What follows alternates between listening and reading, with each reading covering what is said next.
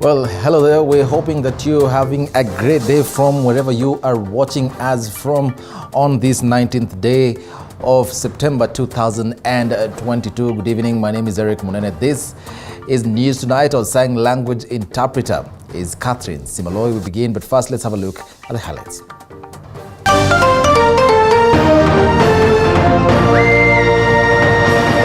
Tonight, Queen Elizabeth II's final journey.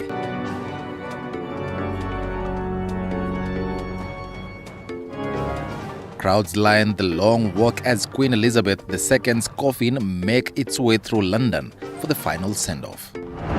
Also tonight, MPs contemplating to reintroduce allowances that was scrapped off by the Salaries and Remuneration Commission. My leadership will ensure that we facilitate you to discharge some of these unexpected demands from the public. Speaker of the National Assembly Moses Wetangula says he is already holding talks with the SRC. Plus, MPs yet to agree on who has the majority in the House. Ask Azimio, are they a coalition of political parties or are they a political party? Do they have the highest number of seats? Do they even have a member of parliament under Azimio? The question of Azimio being the majority coalition in the National Assembly is already settled by the Constitution, the statute. Speaker Moses Wetangula is set to make a determination. And 5 people confirmed dead, 9 others hospitalized after consuming illicit liquor in Isiolo County. Hii tuko na watatu ambao wako kwa hospitali, but the others is stable condition, although wana complain hawaoni vizuri, but we hope wataweza kuendelea vizuri.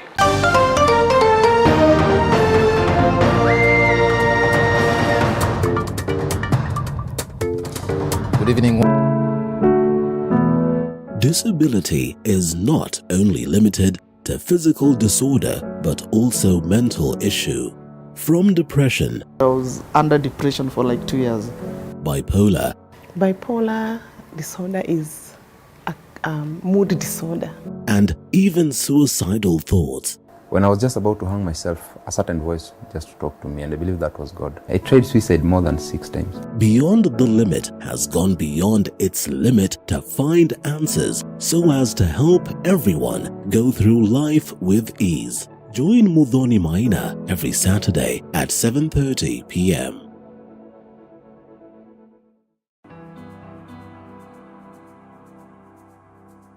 Starting this September at 8:30 p.m. on Tuesday, The Realtor brings it all to perspective. We identify a property, discuss and demonstrate the journey towards ownership. Professionals who have integrity, and from their catalog you can easily read that these are professionals who are able to deliver. Everywhere you go, you have to up your games, you have to go with the trends. Not forgetting the margins as well as the risks that come along. The runaway prices of the land. We are saying that it's something that we can never go without mentioning. Any developer will not go without mentioning the price of land. Don't miss out.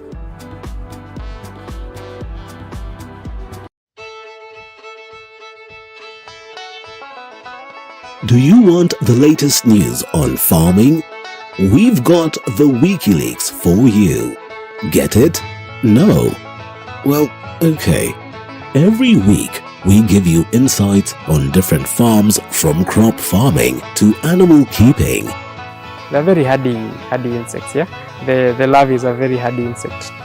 We look forward to having an optimum production in maybe about 5 years. Yes. Oh. Yeah. So we plant every week and we harvest every week. Join Violet Njoki every Sunday at 6:30 p.m. as we skooma the wiki. It's not all the time you have to read your farm. Sometimes it's of benefit.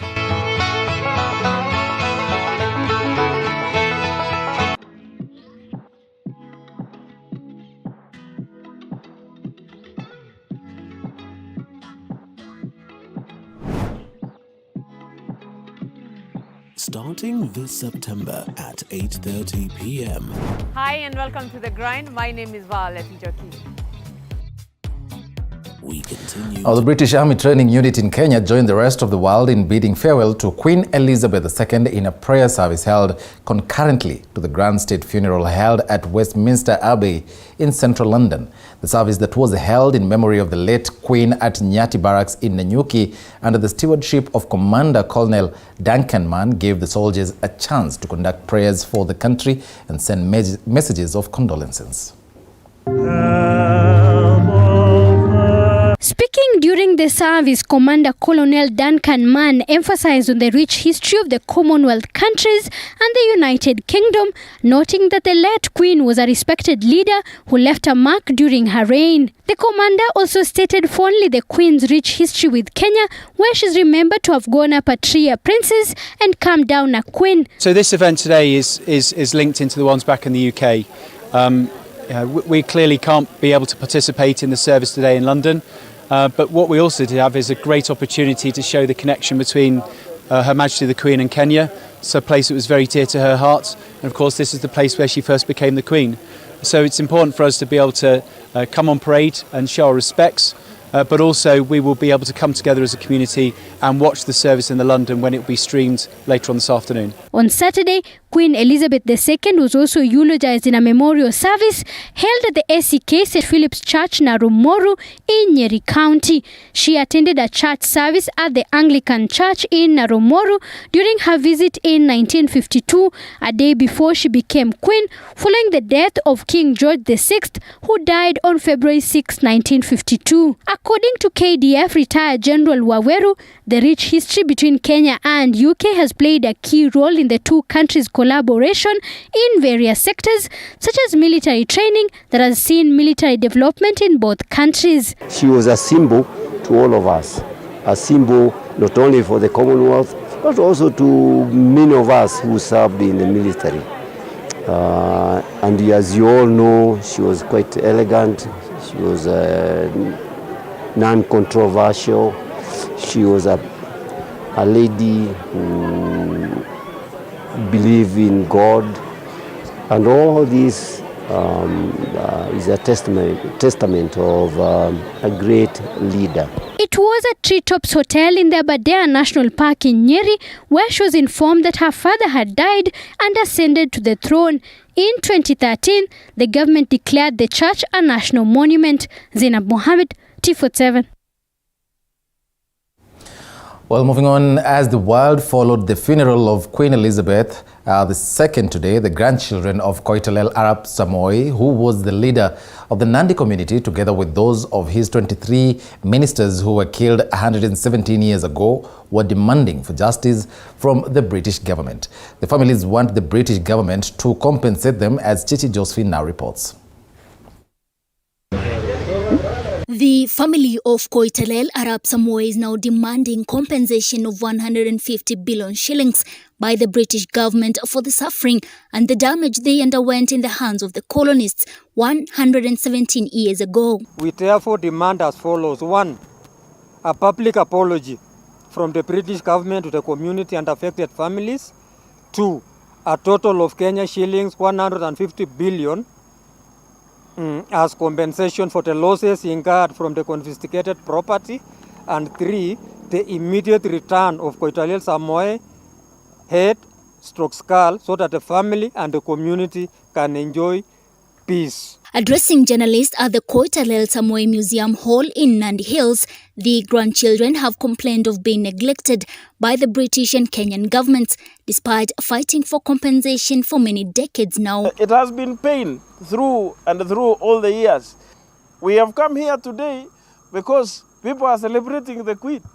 We are not sure whether to celebrate her life because we did not hear a statement from her condemning what her grandfather did and also what they did.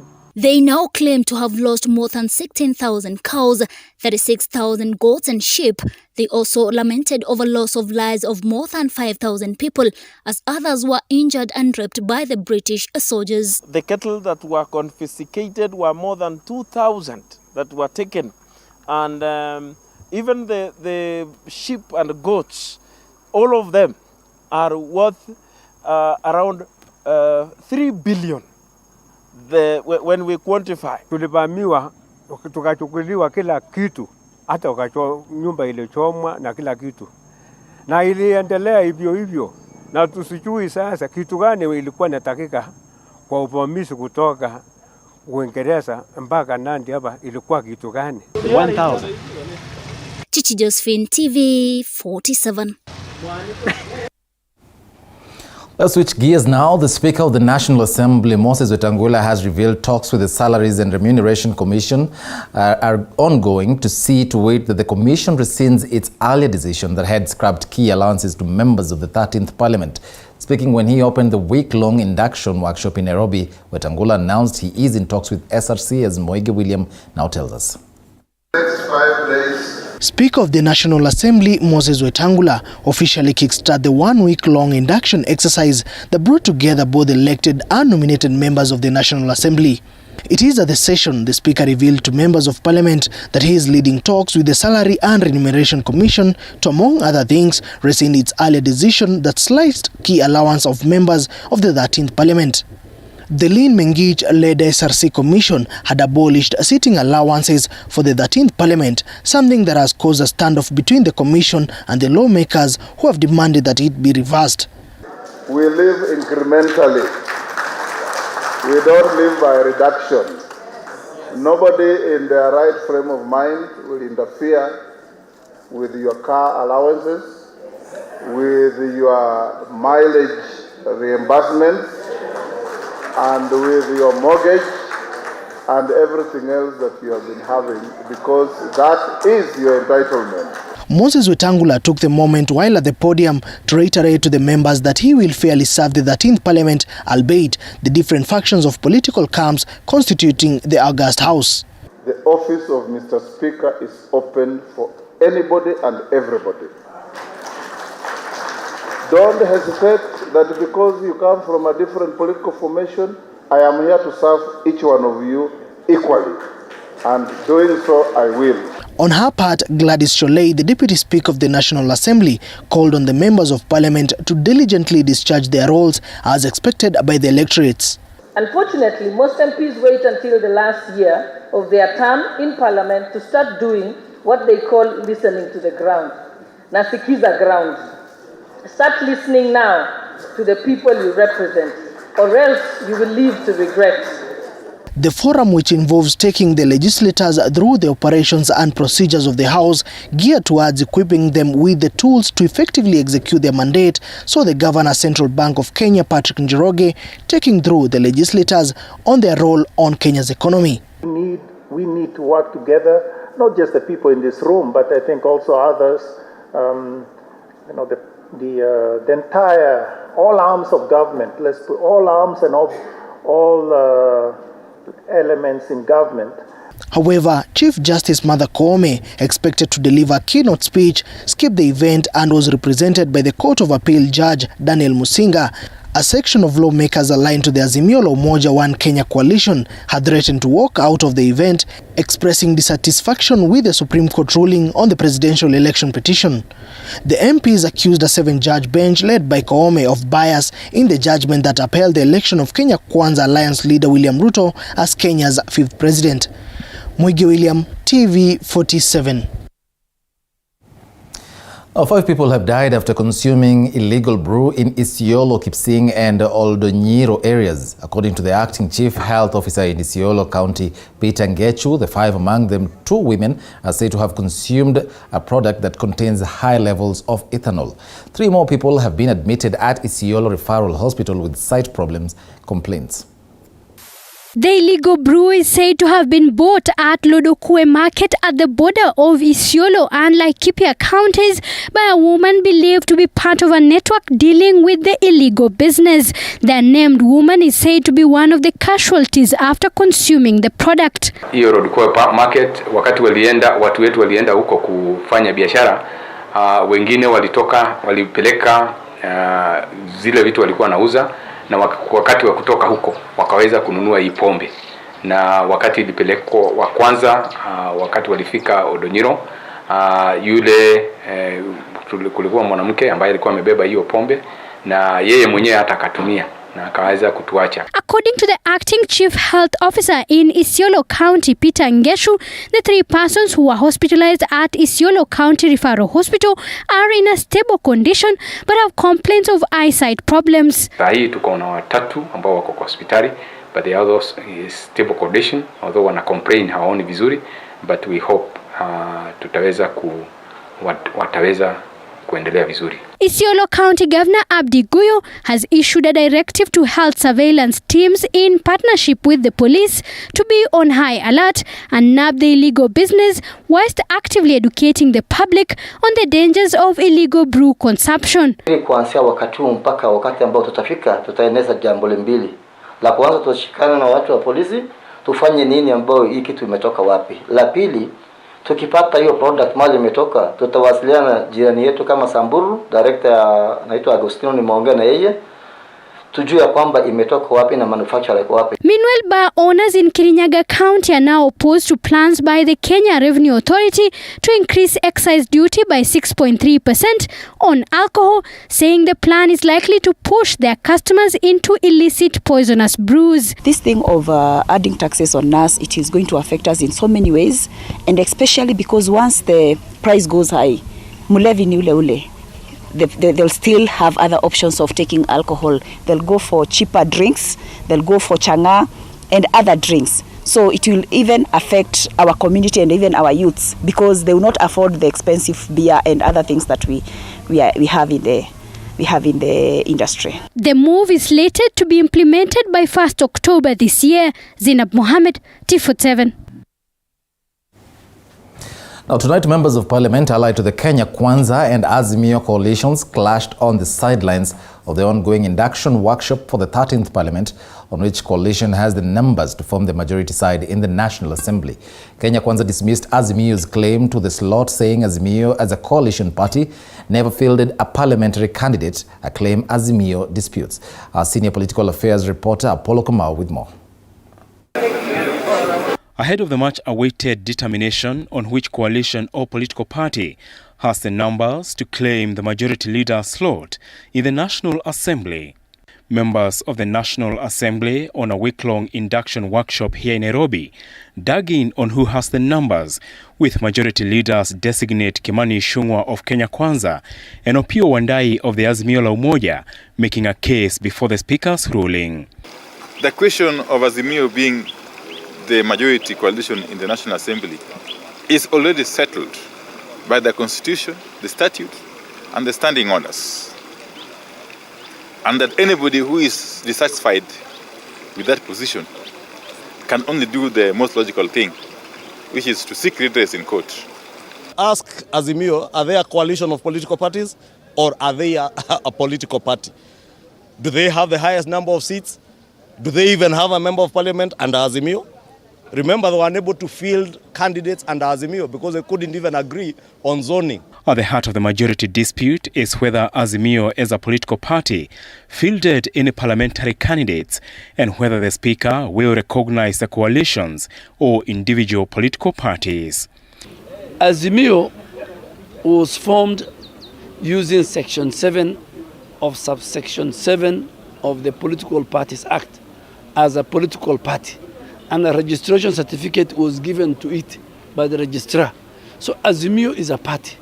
But Azimio did not field any candidate apart from the presidential. I've heard some people argue that now we just deal with political parties, we talk of UDA, we talk of ODM. That's not the spirit of the law. It's not even the letter of the law.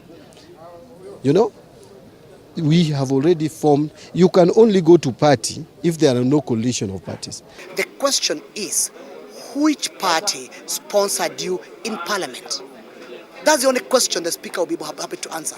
Which party sponsored you in parliament? And from the numbers, as you can see them around, the party with the highest members in parliament is a party called UDA. And the second party which follows UDA is called ODM. Three political parties, Maendeleo Chapchap, PA and UDM, having already moved to court on their exit from the Azimio coalition, using Article 36 of the Constitution on the right of political association, have only served to complicate matters for Azimio after joining Kenya Kwanza. The Azimio is a coalition that is built on quicksand. They are instruments of state and instruments of criminal justice that were used to coerce people into that coalition, and that is why you saw it fall apart immediately after the election, and it gave Kenya Kwanza the majority that it enjoys, both in the upper house, which is the National Assembly, and even in the Senate. Every single member has a right to declare his stand in the floor of the house, and where he believes that he can also take his vote. And as for things stand, how comes if you cannot be able to get the speaker's vote, how can you claim the majority? As simple as that. The numbers were beaten by over 85 number. Then you claim the majority. The lingo numbers are with Azimio. If you go to IMBC, write to IMBC, write to political parties, to Anne, she will give you the numbers. Azimio has 174 members. 172 members. Kenya Kwanza has 165 based on the coalition agreement which was signed pre-election. Despite the issue being a major contention on the first day of this induction workshop, only the Speaker of the National Assembly, Moses Wetangula, can put the matter to rest when the House next sits. Apol Kamau, TV47 in Nairobi. Well, thank you very much for that, Apollo Kamau. Members of the county assemblies in the country are this week expected to be sworn in ahead of the commencement of the county assembly sittings. The swearing-in exercise will be preceded by the election of the leadership of the houses. As Michael Gongo reports, most of the county assemblies have finalized preparations for the first sittings as well as speaker's election. The standing orders for county assembly states that there will only be 2 items in the order paper in the first sitting: the election of the speakers and swearing in of all members. The Independent Electoral and Boundaries Commission IEBC last week gazetted all the 1,443 elected MCEs in the August 9th general election, paving way for their swearing-in exercise. In Kiambu County, MCA's swearing-in ceremony preparation is on the final stage, where all members of the county assembly will go through orientation Tuesday, awaiting taking oath of office on Wednesday.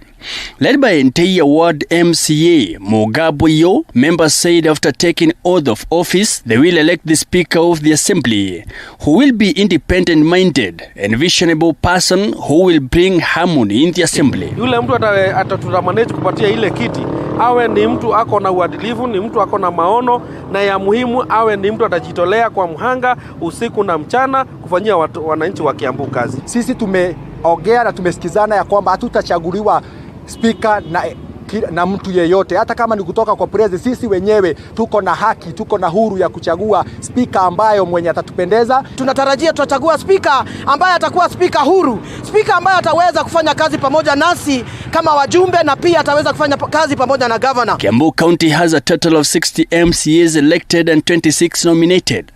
9 candidates have been cleared by the office of the Kiambu County Clerk to contest for the speaker seat to replace the current speaker, Stephen Disho. But the members can take as much Meru County's newly elected and nominated members of the county assembly were taken through an orientation at the county assembly building Monday ahead of their swearing in on Wednesday this week. The exercise involved verification of the members against the gazettement list and collation of the members' biodata. Basically, we have the verification of their names. For the elected members, we are verifying against the IEBC certificate. For the nominated members, we are verifying against the list, the gazetted list with the identity cards. What we have said or agreed as members is that we shall have time to evaluate ourselves and to see the kind of a speaker that we want. The speaker who is not influenced by external pressures, external entities that may have some say in the county assembly. The new members were later in the afternoon taken through the chamber operations by officers of the House to familiarize with the parliamentary procedures. The third assembly will have a total membership of 69 members. 45 MCAs were elected in the August 9th general election, while 24 were nominated by various political parties to represent various interests in the county assembly. The third assembly is set to convene for the first sitting on Wednesday this week, following a notification by Meru Governor Kawera Mwangaza. Mike Kagwongo, TV 47. More than 60,000 families in Kajiado County continue to experience the devastating effects of drought that has continued to ravage parts of the county. Desperate pastoralists have expressed their disappointment as their livestock die in thousands. And Rinkilemi reports. A landscape of sand, trails of carcasses and a visibly barren land with barely little coverage of plants is what welcomes you to Kajiado County.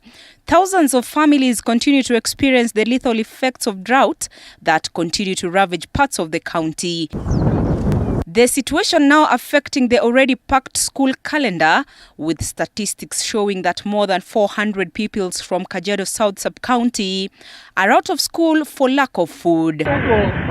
Pastoralists in Kajiado now counting losses as their livestock, which is their main source of livelihood, die in large numbers. A bale of grass now retailing at 300 shillings in major markets in Kajiado, with a mature skinny cow currently fetching less than 5,000 shillings. Ng'ombe anakuwa goigoi sana, hata mbuzi anakuwa kiangasi na sidi kabisa. Ng'ombe anakufa, sokoni anakufa ya ng'ombe, hata sokoni ya mbuzi anakufa, anakuwa ile tabu kabisa. According to a recent survey, at least 450,000 heads of cattle valued at approximately 13.6 billion shillings are on the verge of dying, with 75% of wildlife affected and dying of hunger. Kiangazi imetulemea na tunanunua nyasi hapa. Nyasi moja hapa tunauziwa shilingi 300, na ng'ombe yenyewe haitoi pesa kwa sababu ng'ombe moja hapo mbele tulikuwa tunauza ng'ombe kwa shilingi 3,000 ili ukileta sokoni. Saa hii tunauza shilingi 1,000 na hata ng'ombe yenyewe wameweza kuisha, wameangamia na kiangazi. Residents are now pleading with the government to intervene and to introduce feeding programs in the county so as to cushion those in the worst affected areas. Andrina Kilemi, TV 47.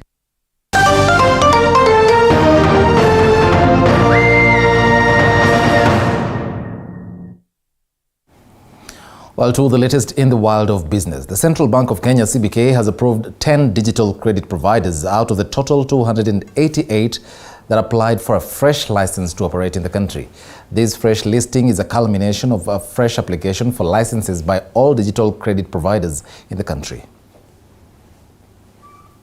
Bank of Kenya has so far approved only 10 digital credit providers out of the 288 applications received. The list of 10 has been dominated by new entrants in the digital lending market. In a statement Monday, CBK said other applicants are at different stages in the process, largely awaiting the submission of requisite documentation. Today, for instance, you can go and check on our website and you'll see the names of all the payment service providers. We were not doing that before.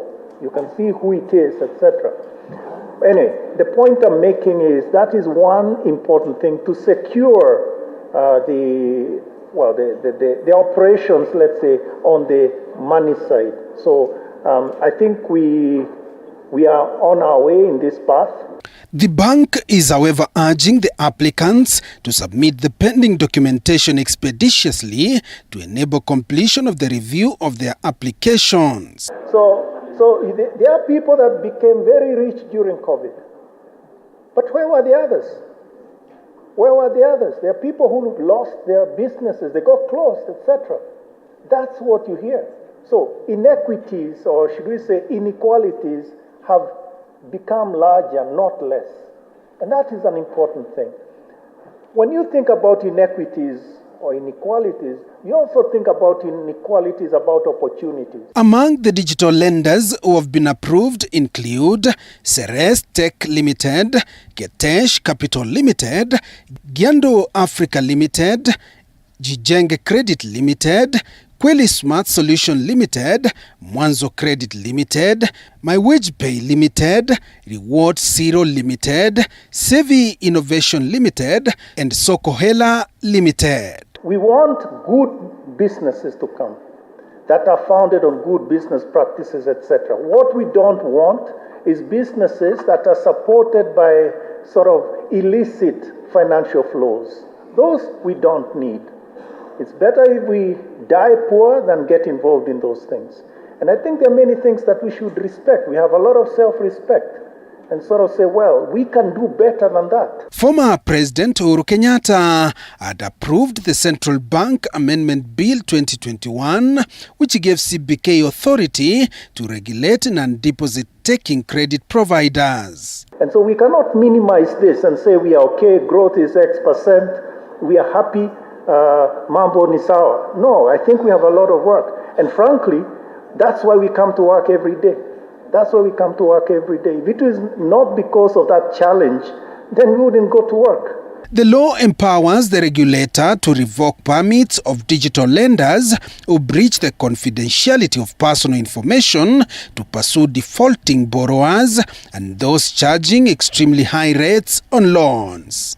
Meaning we need to improve the system, as I explained in the answer, so that it is not a sort of a punishment. It's not something that is, let's say, that the banks are using to punish you and you have to go through all these hoops, particularly because they know you.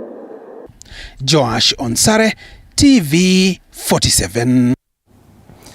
Well, moving on, horticultural farmers in the country have expressed their concern over the dwindling markets in the EU following the ongoing war between Russia and Ukraine.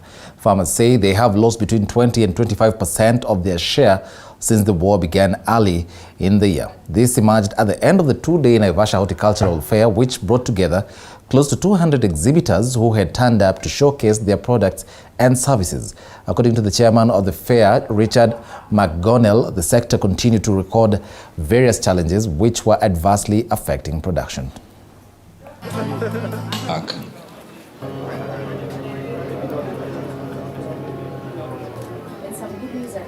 Generally, after COVID, or when COVID started, the industry collapsed completely. But some 2 or 3 months later, it picked up and it did well. And then, of course, earlier this year, this Russian invasion of Ukraine lost 20-25% of our market space. And that's slowly picking up again.